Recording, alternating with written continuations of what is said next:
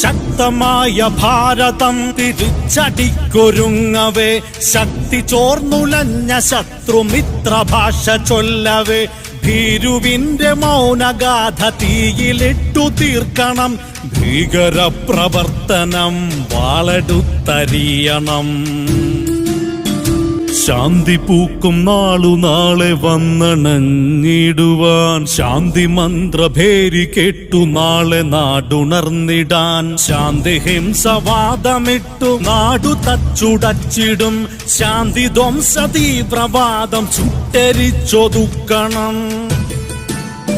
അതിർത്തി കാക്കുമെന്നുറച്ച ധീരരക്ഷാസേനയെ അഹിംസ മാർഗമാക്കുവാൻ കൊതിച്ച ഭാരതത്തിന്, ഒളിച്ചിരുന്നടിച്ച നിത്യശത്രുവിന്റെ പാളയം തകർത്തു ഭസ്മമാക്കിയ വീരരെ നമിച്ചിടാം.